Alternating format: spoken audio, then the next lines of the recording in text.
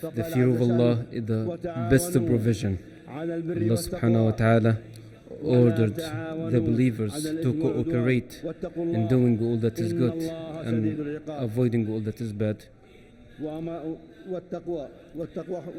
Piety, dear pilgrims, is to be committed to the religion of Allah subhanahu wa ta'ala and to follow His teachings with the faith that we seek His reward and try to be saved from His punishment.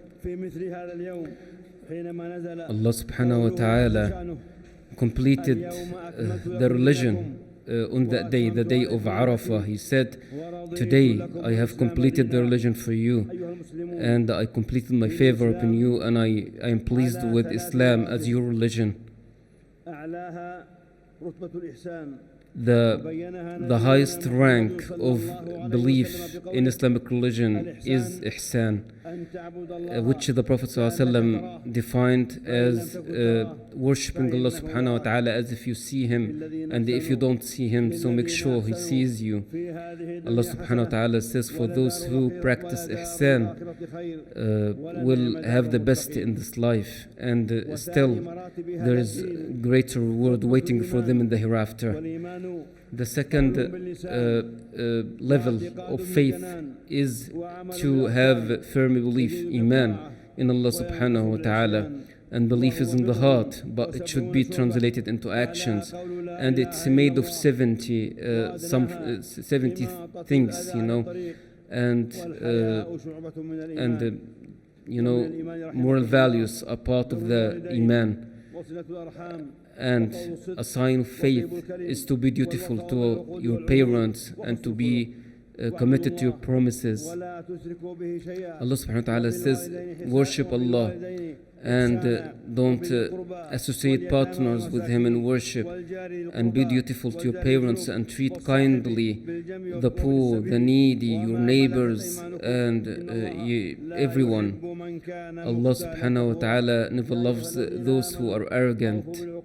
Allah subhanahu wa ta'ala says, O believers, be committed to your promises. Allah subhanahu wa ta'ala orders us to say that is good and to avoid the satanic traps. And we shouldn't return the bad with a bad like or the evil with an evil like, but we should repel that is evil with that is good. And that's hard. Only the believers can attain this stage. Part of the faith is to repent and to be patient with trials of faith and tribulations. And patience is a sign of faith. Allah subhanahu wa ta'ala commands us to be patient if we want to attain a great reward in this life and the next. O believers, 6 pillars of faith, Iman: to believe in Allah, the angels, the Day of Judgment, the books, the prophets, and the Day of Judgment, and the divine decree. It's not an act of righteousness to just do movements and to physically worship, but to believe in Allah, His books, angels. Everything is created with a specific time. Allah subhanahu wa ta'ala promised the believers paradise, gardens, that rivers run under. Allah subhanahu wa ta'ala promised the believers great pleasure in the life hereafter. Allah subhanahu wa ta'ala describes the believers as those who don't mix their belief with injustice. It's for us to believe in Allah subhanahu wa ta'ala as the one who manages the affairs of this world. It is Allah who created the heavens and the earth in 6 days, and then He established Himself over the throne. He created the sun, the stars, the moon. Everything belongs to Allah subhanahu wa ta'ala. Everything is created by Allah subhanahu wa ta'ala. We are commanded to pray to Allah subhanahu wa ta'ala, supplicate to Him, and not to be corrupt on earth. and we are required to pray Allah subhanahu wa ta'ala with fear and hope. Allah's mercy is close to those who do good. Another act of faith is to believe in the angels. The angels are worshippers, servants of Allah subhanahu wa ta'ala. All that is good, they keep mentioning the name of Allah subhanahu wa ta'ala day and night. They glorify Him and they ask Allah to forgive those on earth. Also, we should believe in the books of Allah subhanahu wa ta'ala, in the Torah, the Gospels, the Psalms. Allah subhanahu wa ta'ala, the one who revealed all these books. Allah says, Alif Lam Mim.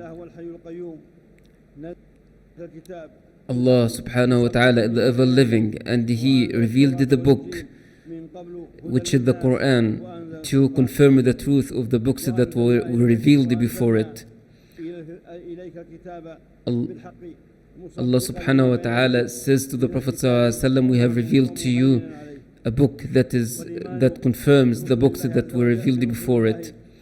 And also one act of faith is to believe in the messengers of Allah subhanahu wa ta'ala. Allah subhanahu wa ta'ala commands us to believe in the Prophet sallallahu alaihi wasallam and the other prophets of God. We truly revealed and sent down prophets before you, Muhammad.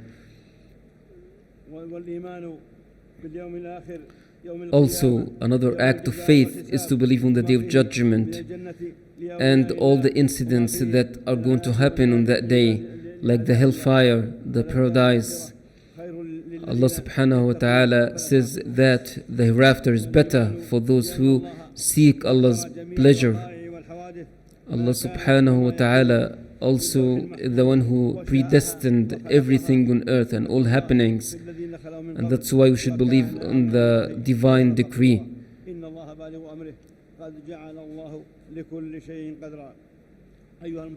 O Muslims, dear pilgrims, Al-Islam is defined according to the Prophet ﷺ as consisting of the testimony to be witness that Allah is the only one God and Muhammad is His messenger, and to pray and fast and pay zakah and to do Hajj to the sacred house, to bear witness in Allah subhanahu wa ta'ala as the only one God is to worship Him alone.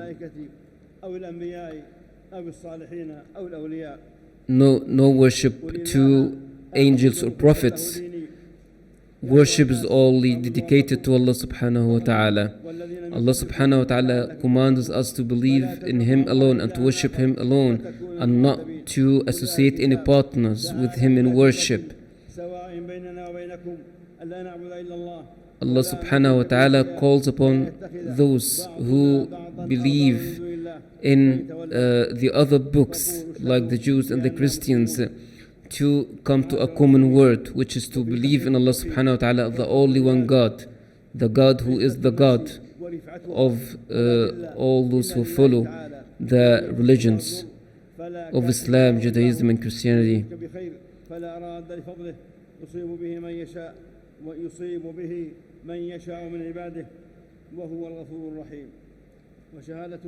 The second part of testimony is to believe in the Prophet ﷺ as the messenger of God, and this requires us to follow his instructions and his teachings. If we want to worship Allah, so we should worship Allah according to what the Prophet ﷺ said and did. Allah subhanahu wa ta'ala describes the Prophet ﷺ as our loyal messenger, a prophet who was loyal to us and to the religion of Islam. And Allah subhanahu wa ta'ala mentions that, the Prophet sallallahu alaihi wasallam is mentioned in all the books that were revealed before the Quran. And when he came to complement the religion, the other religions that came before him.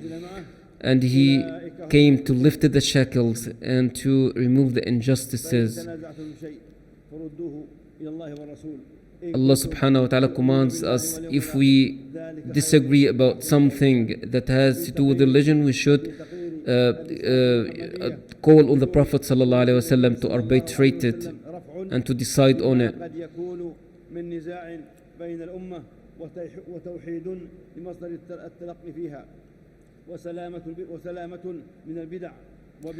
And that's why to follow the Sunnah of the Prophet ﷺ is to avoid innovative matters of religion.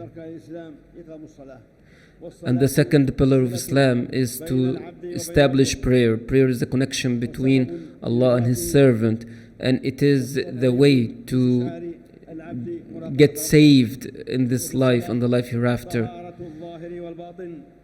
To pray and for prayer to be accepted, one should be purified first, purified physically and spiritually. And the congregational prayer in Islam is meant to bring the community together and to unify Muslims. And that's why we are required to pray day and night, because prayer is to remove the sins that we commit during the day. The other or the third pillar of Islam is to pay zakah, is to pay something like a tax, to purify our bad character, and is to look for the poor and the needy and to help them out with this zakah. When we do that, then love will spread in the community.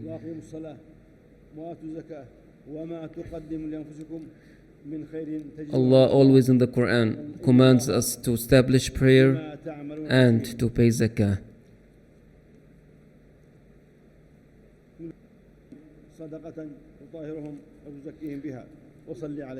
Zakah is to purify our hearts and purify our life as well. The fourth pillar of Islam is fasting. Fasting teaches us patience, and it teaches us self-restraint and self-discipline. It also teaches us how to control our desires, and it teaches us to be modest. Allah subhanahu wa ta'ala says fasting is prescribed for you as it was prescribed for people who came before you, so that you become righteous. The fifth pillar of Islam is Hajj. Hajj is obligatory for everyone who can afford the journey to it. Dear pilgrims, Allah subhanahu wa ta'ala will give you success and favor to you to bring you here to perform Hajj.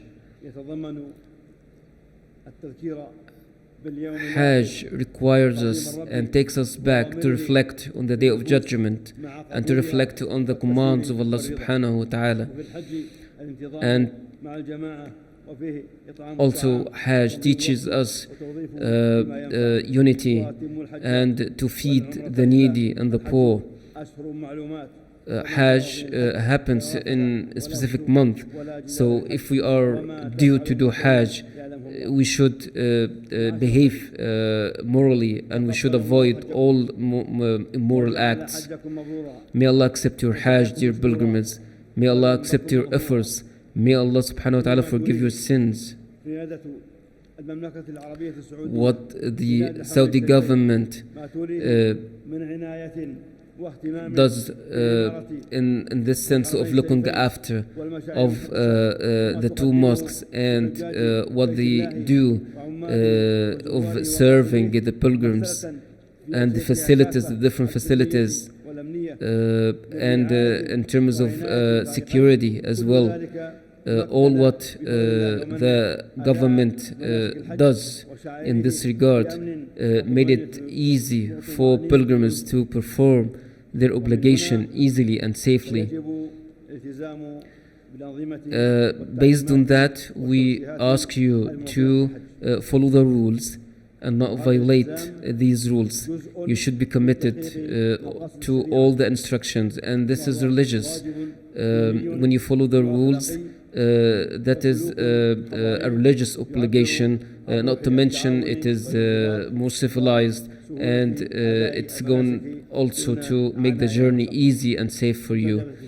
Dear pilgrims, the Prophet ﷺ stood at Arafah after he gave the sermon and prayed Dhuhr and Asr.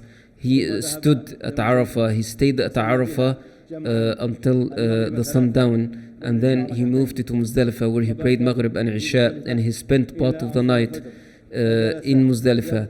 He stayed there until he prayed Fajr, and after that he moved ahead to Mecca, to Mina, and then he threw the pebbles, and then he had his hair cut, and then he went to Mecca to do tawaf, to go around the Kaaba, doing tawaf al-ifada. Then he went back again to Mina to stay the 3 nights, and over the 3 nights every day he used to throw pebbles at the 3 Gamarat walls. Each Gamara was thrown with 7 pebbles. And he also taught us that you can leave early if you want after spending 2 days in Mina.